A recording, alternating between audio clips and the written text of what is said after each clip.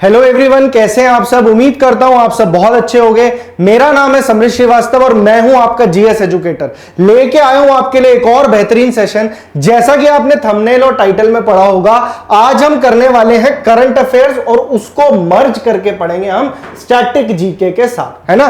जो 2022 और 2023 में अब तक के इंपॉर्टेंट करंट अफेयर्स हैं, इसकी मैं आजकल मैं आपकी क्लासेस ले रहा हूं। ये हमारा अभिनंदन बैच चल रहा है। जो बच्चे नए जुड़े हैं उनको मैं बता रहा हूं, 79 दिनों के अंदर हम आपकी कंप्लीट प्रिपरेशन करवा रहे हैं, जो आपका आने वाला एग्जाम है सीजीएल 2023 का। पर इस एक प्रिपरेशन के थ्रू जो यहां पे आपको करवाई जा रही है, आप और एग्जाम्स को भी टारगेट कर सकते हो। सीएचएसएल, सीपीओ और उसके अलावा जो आपके एफकेट, सीडीएस जितने एग्जाम्स होते हैं, सबके लिए बेनिफिशियल होने वाला है ये कोर्स, ठीक है। तो अभी तक जितनी क्लासेस आ चुकी हैं उन सबका लिंक एक सिंगल प्लेलिस्ट में आपको इसी वीडियो के डिस्क्रिप्शन बॉक्स में जाके मिल जाएगा। तो आप वहां से सारी वीडियोस को एक्सेस कर सकते हो। और अभी मैं आपको स्टैटिक जीके का ताबड़तोड़ रिवीजन करवा रहा हूं। देखिए यहां पे लिखा हुआ है, तो इसमें हम मिक्स सेट ऑफ क्वेश्चंस लेते हैं। और जैसा कि आपने अपने एग्जाम्स में देखा होगा कि स्टैटिक जीके का पोर्शन कितना ज्यादा आता है आपके एग्जाम्स में, तो उसकी टेंशन लेने की जरूरत नहीं है। अगर आप इन क्लासेस को रोज देख रहे हो तो एग्जाम में बहुत अच्छा करके आओगे, इस बात की गारंटी है। अब इस लेक्चर का पूरा फायदा उठाना चाहते हो तो इसे एंड तक जरूर देखना और उसके बाद आप एनालाइज करना कि आपका यहां पे एक एक सेकंड बहुत यूजफुल होने वाला है, ठीक है। तो चलिए पहला क्वेश्चन शुरू करते हैं। और करंट के क्वेश्चन और स्टैटिक के मिक्स क्वेश्चन आएंगे यहां पे। आपने क्या करना है, जैसे ही क्वेश्चन आपके सामने फ्लैश होगा, आपने वीडियो को पॉज करके एक बार खुद सॉल्व करने की कोशिश करनी है। और फिर जब मैं आपको एक्सप्लेनेशन दूंगा तो और दो चार फैक्ट्स मैं आपको जरूर बताऊंगा उसके साथ। चलिए पहला क्वेश्चन है, Hemgenix is the most expensive medicine in the world, which disease can be treated by this medicine. Hemgenix दुनिया की सबसे महंगी दवा है, इस दवा से किस बीमारी का इलाज किया जा सकता है, ठीक है ना। तो अमेरिका की जो फूड और ड्रग एडमिनिस्ट्रेशन डिपार्टमेंट है, एफडीए, उसने हाल ही में अनाउंस करा है इस मेडिसिन के बारे में, और इस मेडिसिन का नाम है हेमजेनिक्स। अब इस मेडिसिन के अंदर जो नोटेबल बात है, जो आपको ध्यान रखनी है, वो ये है कि दुनिया की सबसे एक्सपेंसिव मेडिसिन होने वाली है ये, सबसे एक्सपेंसिव। और अगर मैं आपको इसका दाम बताऊं तो आपके होश उड़ जाएंगे। मैं आपको बताऊं इसका दाम है $3.5 मिलियन। कितना है? $3.5 मिलियन। और इसको अगर आप रुपये में कन्वर्ट करो तो 28 करोड़ 58 लाख रुपए की इसकी मात्र एक डोज बनती है। अब आप कहेंगे ऐसी कौन सी बीमारी का इलाज है भाई जो इतना महंगा है।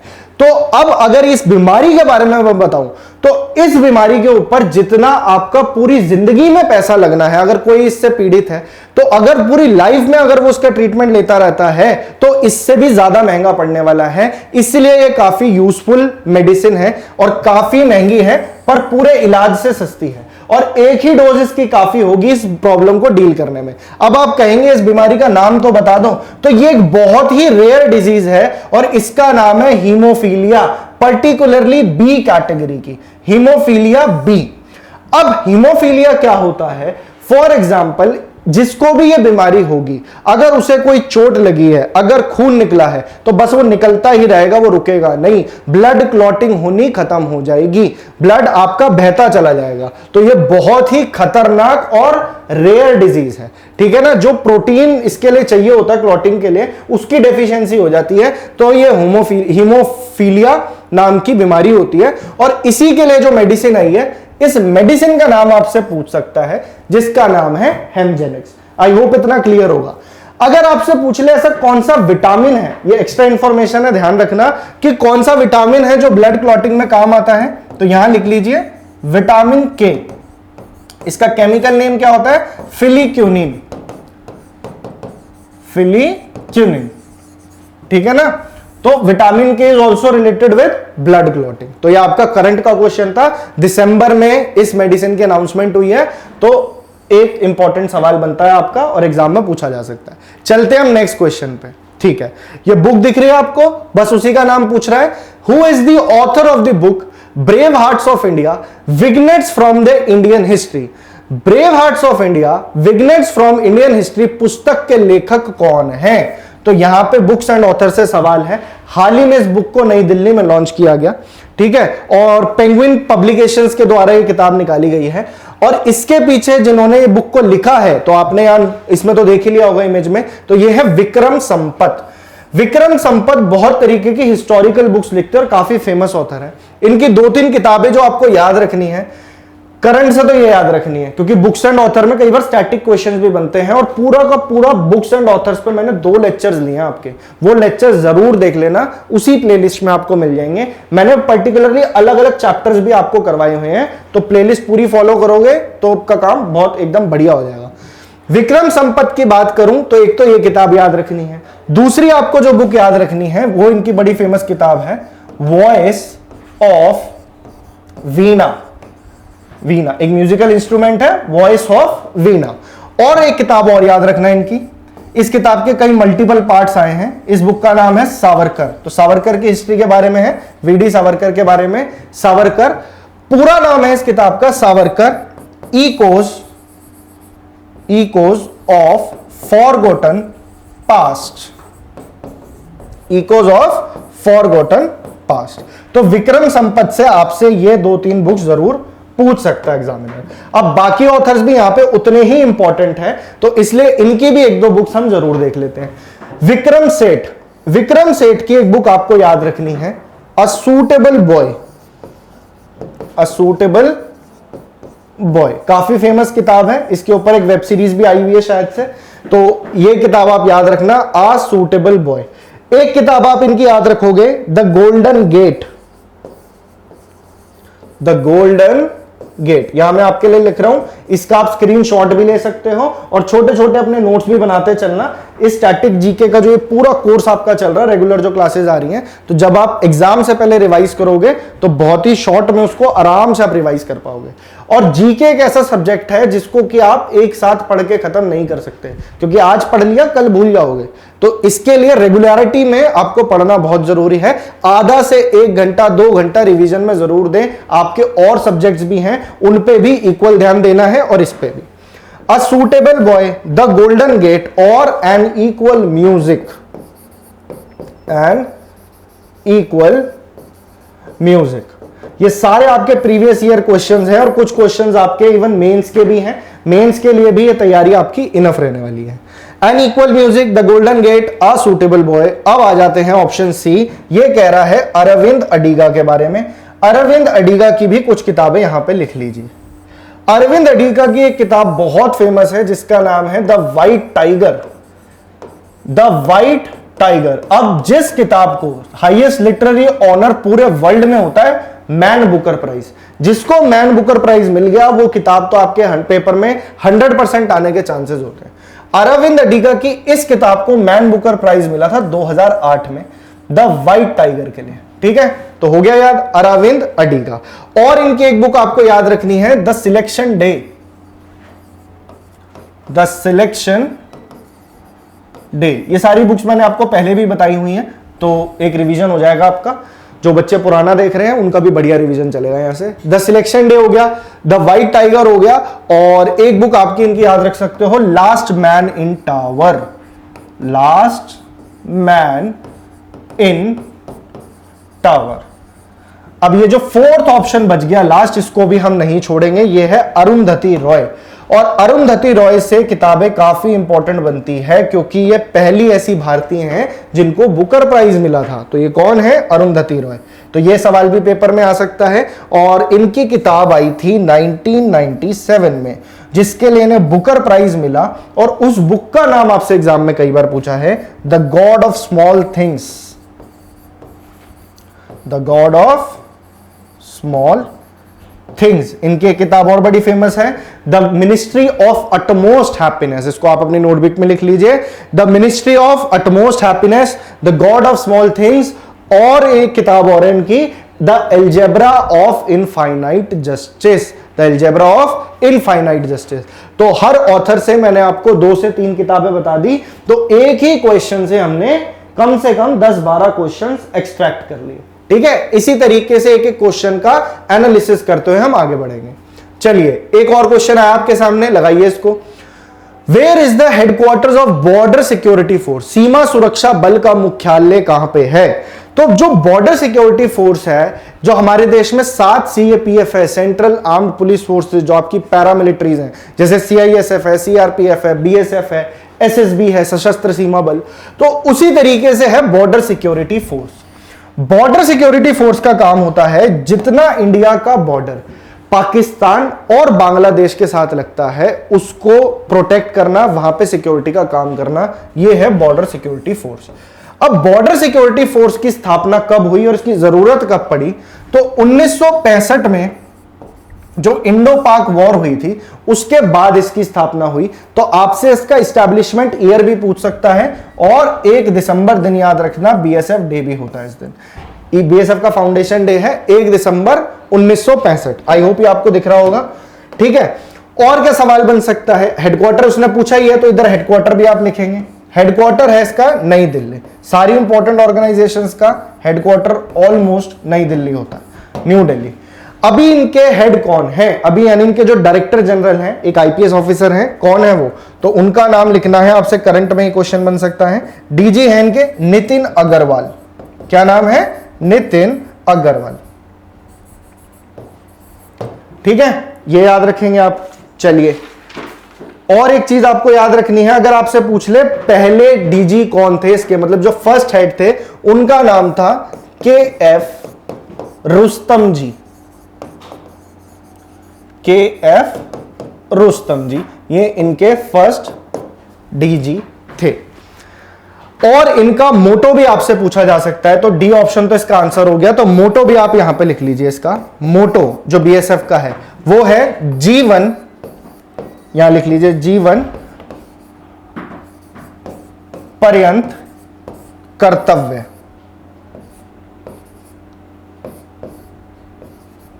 जीवंत पर्यंत कर्तव्य, तो ये इसका मोटो आपको बिल्कुल बाय हार्ट याद रखना है। चलें नेक्स्ट क्वेश्चन देखते हैं अब क्या पूछ रहा है। ये भी आपका करंट का क्वेश्चन है। Who has been appointed as the chairman of the National Commission for Backward Classes? राष्ट्रीय पिछड़ा वर्ग आयोग का अध्यक्ष किसे नियुक्त किया गया है? देखिए, जो नियुक्तियां हैं, ये अपॉइंटमेंट्स हैं, ऑबिचुअरीज हैं, और अवार्ड्स वगैरह, बुक्स एंड ऑथर, जो करंट के जितने क्वेश्चंस हैं वो आपके अभी जितना एग्जाम जब तक आएगा, आपका 14 जुलाई है ना एग्जाम डेट, तो उससे पहले आपके सारे क्वेश्चंस कवर हो जाएंगे। एक बार में उसे रटना मेरे हिसाब से सही नहीं है। तो रेगुलर आप क्लासेस को फॉलो करते हो तो इसको स्टैटिक जीके के साथ हम ऐसा मर्ज करके पढ़ेंगे कि एग्जाम में 10 से 14 क्वेश्चन डायरेक्ट तो आपको क्लास से मिलेंगे, ठीक है। और जो एक्स्ट्रा इंफॉर्मेशन देता हूं मैं, उसमें से भी आपके कई सारे सवाल फंसेंगे, समझे? तो बहुत अच्छा स्कोर करके आओगे, बस रेगुलरली इसको फॉलो करना। Who has been appointed as the chairman of the National Commission for Backward Classes? तो जो NCBC है, national commission for backward classes, ये पहले एक स्टैट्यूटरी बॉडी हुआ करती थी, जैसे कि आपकी प्लानिंग कमीशन है। कॉन्स्टिट्यूशनल स्टेटस तो उसको था नहीं, फिर नीति आयोग हो गई। तो अब इसको जो कॉन्स्टिट्यूशनल स्टेटस है इसको मिला बाद में, national commission for backward classes. इसका काम होता है जो बैकवर्ड क्लासेस है, इकोनॉमिकली बैकवर्ड है, फाइनेंशियली बैकवर्ड है, तो उन क्लासेस जो रेंज है उनके लिए वेलफेयर का काम करना, national commission for backward classes का काम है। आपसे एक क्वेश्चन बन सकता है कि किस अमेंडमेंट के थ्रू इसको कॉन्स्टिट्यूशनल स्टेटस मिला? तो ये थी 102 संविधान की जो संशोधन हुआ था, constitutional amendment act, constitutional amendment act 102। और ये कब आई थी? 2018 में, ठीक है।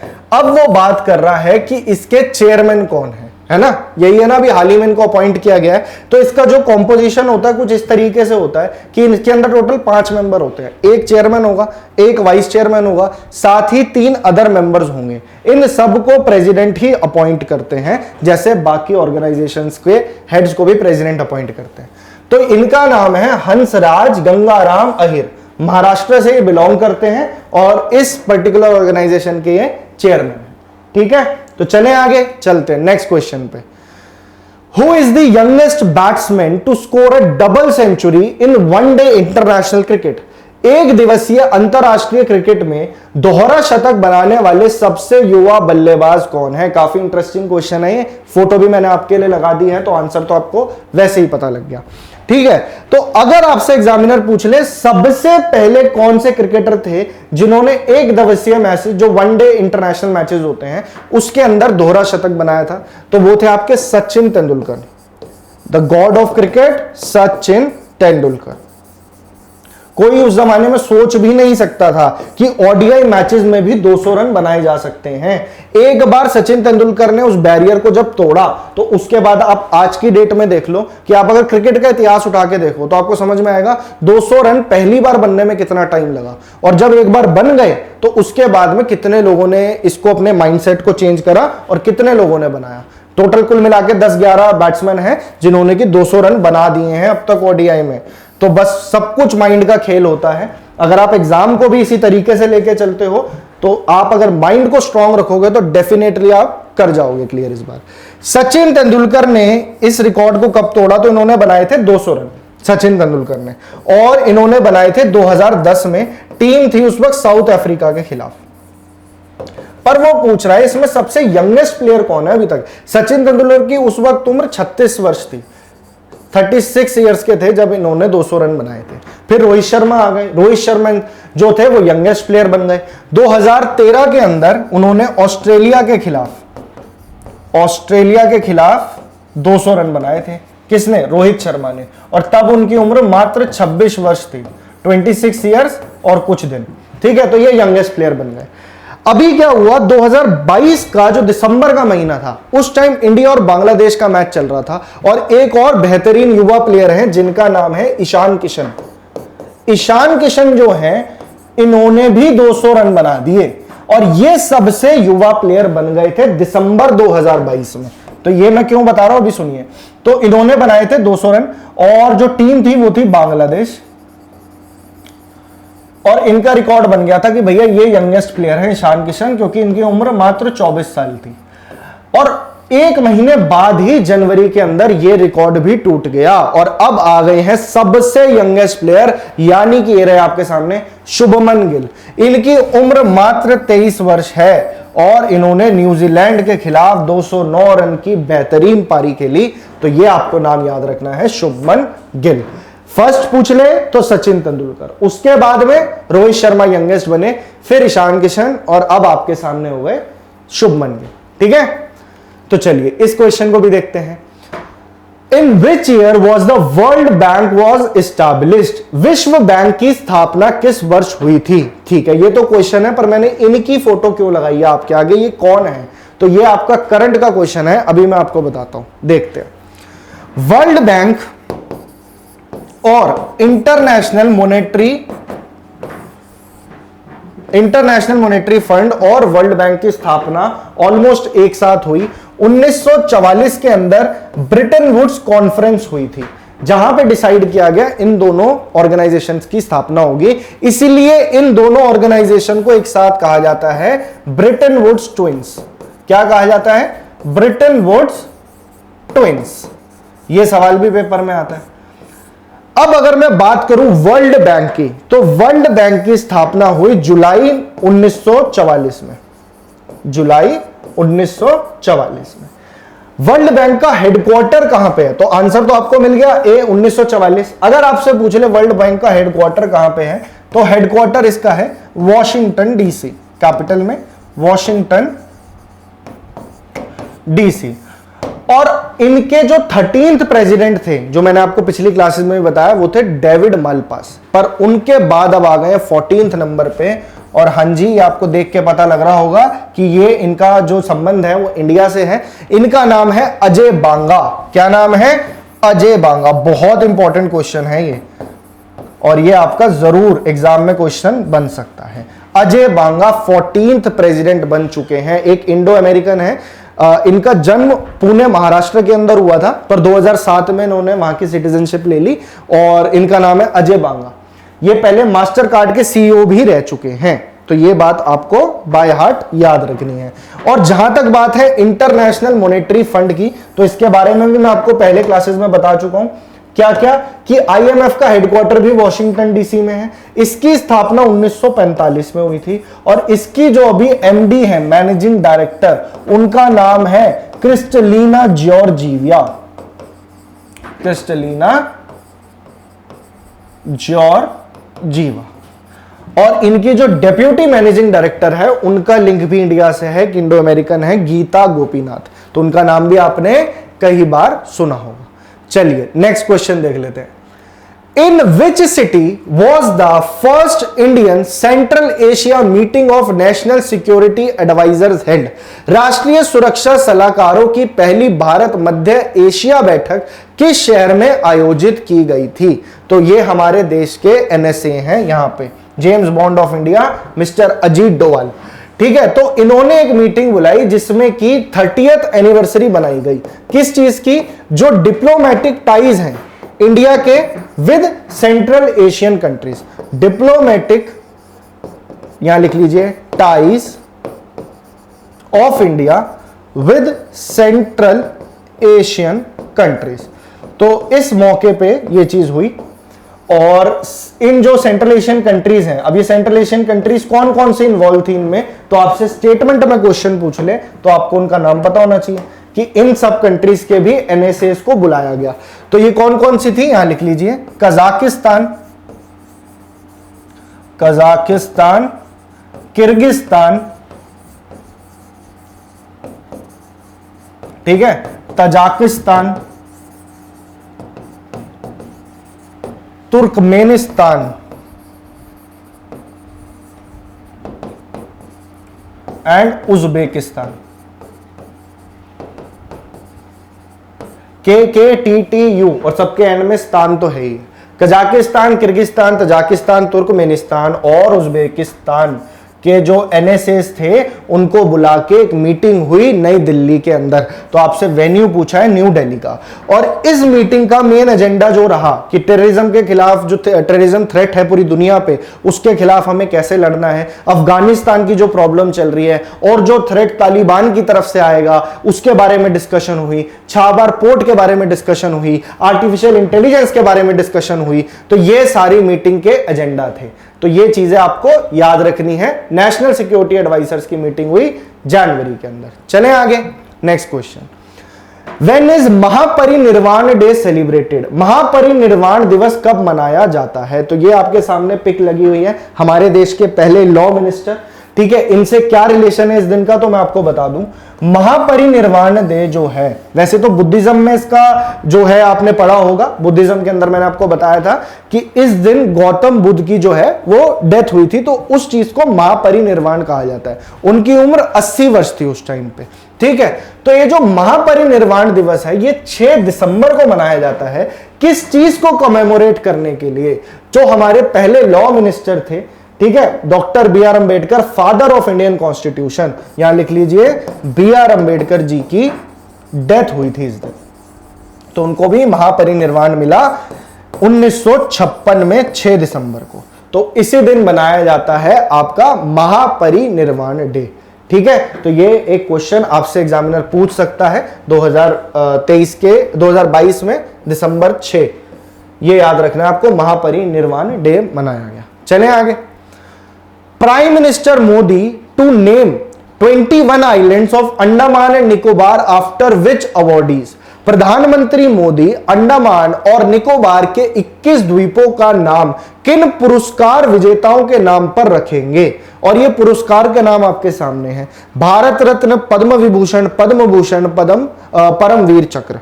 अगर आपने मेरा नेशनल अवार्ड्स वाला लेक्चर देखा हुआ है तो आप इस क्वेश्चन को इंटेलिजेंटली सॉल्व कर सकते हो, भले ही आपको आंसर ना पता हो। कैसे? देखिए क्या कह रहा है, कितने आइलैंड्स का नाम बदला गया है और किसी अवार्ड के विजेताओं के नाम पे रखा गया है। अब इनमें से अगर आप ध्यान दो तो परमवीर चक्र एक लौते ऐसे अवार्ड है, एक तो हाईएस्ट गैलेंट्री अवार्ड है और आज तक 21 लोगों को ही अवार्ड मिला हुआ है। तो जो अवार्ड के रिसिपिएंट है वो 21 हैं और आइलैंड भी 21 है। तो इससे आप एक कैलकुलेटिव गेस कर सकते हो अगर आपके एग्जाम में क्वेश्चन आया। अगर मैं आपको डिटेल में बताऊं इसके बारे में तो ये बात आपको ध्यान रखनी है, ये जो मौका था ये था पराक्रम दिवस का, पराक्रम दिवस। और पराक्रम दिवस हम किसकी याद में मनाते हैं? किसकी याद में? तो नेताजी सुभाष चंद्र बोस जी का बर्थडे होता है इस दिन, नेताजी का बर्थ एनिवर्सरी, और इनका जन्म हुआ 23 जनवरी। तो 23 जनवरी को ये जो आपका पराक्रम दिवस है, इस दिन ये काम किया गया नरेंद्र मोदी द्वारा। 23 जनवरी 1897 में इनका जन्म हुआ था। तो ये बात आपको याद रखनी है। और इसी दिन अनाउंस किया प्राइम मिनिस्टर नरेंद्र मोदी ने कि जो 21 आइलैंड है अंडमान निकोबार के, वो जो 21 अवार्ड विनर है परमवीर चक्र के, मैंने आपको बताया था हाईएस्ट गैलेंट्री अवार्ड परमवीर चक्र, फिर महावीर चक्र, फिर वीर चक्र, ये तो हो गए वॉर टाइम। और पीस टाइम कौन से थे? अशोक चक्र, कीर्ति चक्र और शौर्य चक्र। मैंने आपको आखिरी सेशंस में ये चीज बताई है। चलिए, ये चीज ध्यान रखनी है। और 2018 का अगर मैं आपको एक चीज बताऊं, तो वहां पे एक रॉस आइलैंड था। ये सवाल भी आपके पेपर में बनता है। रॉस आइलैंड अंडमान निकोबार में था, तो क्या किया गया था? रॉस आइलैंड का नाम बदल के नेताजी सुभाष, एक सेकंड, नेताजी सुभाष चंद्र बोस द्वीप। तो यह भी आपको याद रखना है, नेताजी सुभाष चंद्र बोस द्वीप रख दिया गया था 2018 में। और अभी 21 विजेताओं के ऊपर रखा गया। और परमवीर चक्र से अगर आपसे पूछ ले सबसे पहले परमवीर चक्र विजेता कौन थे, तो उनका नाम था मेजर सोमनाथ शर्मा। यह सवाल भी आपका स्टैटिक में कई बार बनता है, मेजर सोमनाथ शर्मा। अगर आपसे पूछ ले एक लौते ऐसे एयरफोर्स ऑफिसर जिनको परमवीर चक्र मिला हुआ है, तो उनका नाम है फ्लाइंग ऑफिसर निर्मलजीत सिंह सिक्खो। निर्मलजीत सिंह सिक्खो। और ये एक वॉर टाइम अवार्ड है, तो वॉर के दौरान ही दिया जाएगा। तो आखिर में कारगिल वॉर हीरोज को मिला था, जिसके अंदर राइफलमैन संजय कुमार थे, ग्रेनेडियर आपके योगेंद्र सिंह यादव थे, लेफ्टिनेंट मनोज यादव, और साथ ही इनको किनको मिला था? कैप्टन विक्रम बत्रा को। ठीक है, लेफ्टिनेंट मनोज पांडे को और कैप्टन विक्रम बत्रा को। आई होप इतना क्लियर होगा। चलते हैं अपने नेक्स्ट क्वेश्चन पे। Which among the following dams is located in the state of Andhra Pradesh? तो निम्नलिखित में से कौन सा बांध आंध्र प्रदेश में स्थित है? तो ये तो मैं आपको पहले भी कई बार बता चुका हूं। नागार्जुन सागर डैम इंडिया का लार्जेस्ट मेसनरी डैम है। मैंने आपको डैम्स जब बताया था तो उसमें मैंने आपको रिवाइज कराया था, तो फिर से कर लीजिए। नागार्जुन सागर इंडिया का लार्जेस्ट मेसनरी डैम है। यहां लिख लीजिए, लार्जेस्ट मेसनरी डैम। अगर पूछ ले कि इंडिया का लॉन्गेस्ट डैम कौन सा है, सबसे लंबा, तो वो है 26 किलोमीटर लंबा महानदी पे बना हुआ हीराकुड डैम। अगर पूछ ले टॉलेस्ट डैम कौन सा है, ऊंचाई में सबसे लंबा कौन सा है, तो 260 मीटर ऊंचाई है टिहरी डैम की, जो कि भागीरथी नदी के ऊपर है। अगर आपसे पूछ ले सबसे पुराना डैम कौन सा है, तो हो जाएगा कल्लनई डैम। ठीक है, तो जहां मौका मिलता है रिवाइज कर डालो चीज को। नागार्जुन सागर हो गया। और आंध्र प्रदेश से कौन सा डैम आपसे पूछ सकता है? श्रीसाइलम डैम। श्रीसाइलम ये भी आंध्र प्रदेश में है। और है आपका नागार्जुन सागर हो गया, निजाम सागर यहां पे है, निजाम सागर। एक आपको याद रखना है सोमासीला डैम, सोमासीला डैम। ठीक है, तो ये डैम्स हो गए। और नागार्जुन सागर डैम है कौन सी नदी के ऊपर? तो अर्जुन का साथ किसके साथ था? अर्जुन का साथ, महाभारत आपने पढ़ी होगी, तो अर्जुन का साथ कृष्ण के साथ था, इसलिए नागार्जुन सागर डैम को आप आराम से याद रख सकते हो, कृष्णा नदी के ऊपर है। सिंपल। ठीक है, सोमासीला डैम पेन्ना नदी के ऊपर है, श्रीसाइलम डैम भी कृष्णा नदी के ऊपर है। चले आगे। और निजाम सागर प्रणीता नदी के ऊपर है। सरदार सरोवर इसमें डी ऑप्शन है। तो सरदार सरोवर का मैंने आपको बताया था, ये कहां पे है? तो ये है गुजरात के अंदर सरदार सरोवर डैम। और इसी डैम के पास में आपका स्टैच्यू ऑफ यूनिटी भी है, गुजरात के अंदर नर्मदा नदी के ऊपर। और कौन सा डैम है गुजरात में? उकई डैम है तापी नदी के ऊपर। और कौन सा है? करजन डैम है, करजन नदी के ऊपर। करजन किसकी ट्रिब्यूटरी है? नर्मदा नदी की है। ठीक है, दिबांग डैम अरुणाचल प्रदेश में और दुधवा डैम छत्तीसगढ़ में। ए और बी ऑप्शन भी आपको पता लग गए। चले आगे। तो एक ही क्वेश्चन से हमने कई सारे डैम्स रिवाइज कर लिए। Which of the following organisations has its headquarters in New York US? निम्नलिखित में से किस संगठन का मुख्यालय न्यूयॉर्क अमेरिका में है? तो न्यूयॉर्क से आपको जो ऑर्गेनाइजेशंस याद रखनी है, इंटरनेशनल ऑर्गेनाइजेशन पे भी अलग से लेक्चर है, पर आप यहां देख रहे हो तो कवर हो जानी चाहिए आपकी चीज। United Nation organisation, one of the most important and parent organisation of 90% of international organisation. United Nation organisation का हेड है न्यूयॉर्क के अंदर। इसके जो अभी हेड हैं सेक्रेटरी जनरल एंटोनियो ग्यूतरस हैं। 1945 24 अक्टूबर में इसकी स्थापना हुई थी। तो यूनाइटेड नेशंस का है, साथ ही यूनिसेफ का है, यूनाइटेड नेशन चिल्ड्रन फंड का, ये भी न्यूयॉर्क में है। हेनरीटा H4 इनकी हेड है। तो जो मैं बोल रहा हूं इसको लिख लेना नोटबुक में। यूनिक और किसका? यूनिसेफ का है। और UNFPA, United nation population fund, इसका हेडक्वार्टर हो गया आपका न्यूयॉर्क में। ठीक है। न्यू डेवलपमेंट बैंक का मैंने आपको बताया था कहां पे है, तो न्यू डेवलपमेंट बैंक का हेडक्वार्टर कहां है? इसे ब्रिक्स बैंक भी कहा जाता है, न्यू डेवलपमेंट बैंक को, है ना। इसका हेडक्वार्टर है आपका शंघाई में। शंघाई में इसका हेडक्वार्टर्स है। और इसके जो अभी करंट हेड है उनका नाम है मार्कोस ट्रोज्यो। मार्कोस ट्रोज्यो, तो ये याद रखना है। United nation conference on trade and development, इसका हेडक्वार्टर जेनीवा में है। जेनीवा के तो कई बार मैं आपको बता चुका हूं। और इसकी जो भी हेड है उनका नाम है रेबेका ग्रिन्सपैन। रेबेका ग्रिन्सपैन। सी ऑप्शन में लिखा है इंटरनेशनल लेबर ऑर्गेनाइजेशन, इसका हेडक्वार्टर भी आपका जेनीवा के अंदर ही है। और इसके जो अभी हेड हैं उनका नाम है गिलबर्ट होंगबो। गिलबर्ट होंग, ठीक है ना। तो आज के लिए इतना ही रखते हैं। आई होप आपको ये क्वेश्चन समझ में आए होंगे। बस 1 मिनट और रुक जाना, आपके काम की एक चीज बताता हूं मैं, ठीक है। तो एक तो आपको ये वाले क्वेश्चंस आई होप आपको समझ में आए होंगे। कोई डाउट, कोई दिक्कत, कोई परेशानी तो आपने कमेंट सेक्शन में पूछ लेना है, उसका जवाब मैं आपको नेक्स्ट क्लास में जरूर दे दूंगा। और जहां तक बात है इस कोर्स की, तो ये अभिनंदन बैच है, मैंने आपको पहले बताया। और इसके अंदर आपके सारे सब्जेक्ट्स, ऑलमोस्ट सारे सब्जेक्ट आपको करवाए जा रहे हैं। मैंने अपने बारे में आपको बता दिया। रोज शाम को 6 बजे एक क्लास आती है मेरी जनरल अवेयरनेस की, जिसके अंदर मैं आपके history, polity, geography, static GK, current affairs, ये वाले जो सब्जेक्ट्स हैं मैं कवर कर रहा हूं। अब जिन बच्चों को साइंस में प्रॉब्लम आती है तो वो इनकी प्लेलिस्ट जरूर देखें, और सबकी प्लेलिस्ट आपको इसी वीडियो के डिस्क्रिप्शन में मिलेगी। इनका नाम है अभिषेक सर, और साइंस के बेहतरीन टीचर हैं ये। फिजिक्स, केमिस्ट्री और बायो के सारे लेक्चर्स आप यहां से एक्सेस कर सकते हो। और बहुत लंबे लेक्चर्स नहीं होते हमारे, जितनी देर का ये है 30-40 मिनट का, इसी के अंदर हम कोशिश ये करते हैं कि रेगुलरिटी बनी रहे आप लोगों की। और ये वाला अगर आप देख लेते हो तो इनफ रहेगा। यहां पे आ गए आपके इंग्लिश वाले कपिल सर, और इनकी भी बेहतरीन प्लेलिस्ट नीचे आपको मिल जाएगी। और ये है आपके रीजनिंग के जादूगर मिस्टर रोहित। और रीजनिंग में अगर कोई प्रॉब्लम है तो इनके लेक्चर्स आप देख लोगे, कोई दिक्कत नहीं आएगी। और सिर्फ एसएससी के लिए ही नहीं, जो कॉमन सब्जेक्ट्स या आपके किसी भी एग्जाम में आते हो तो सबके लिए ये कोर्स आपका बहुत बेनिफिशियल होने वाला है। आई होप आपको लेक्चर अच्छा लगा होगा। चैनल को सब्सक्राइब करके बेल आइकन दबा देना और वीडियो को शेयर जरूर कर देना। मिलता हूं मैं आपसे कल, ठीक है। सेम इसी तरीके की मैं वीडियो लाऊंगा। करंट अफेयर्स और स्टैटिक जीके को और आगे बढ़ाएंगे, और एग्जाम तक जाते जाते ये आपका मैं स्ट्रॉन्गेस्ट सब्जेक्ट कर दूंगा, ठीक है। तो चलिए फिर मिलता हूं मैं आपसे कल। जब तक के लिए thank you so much and keep learning. Thank you.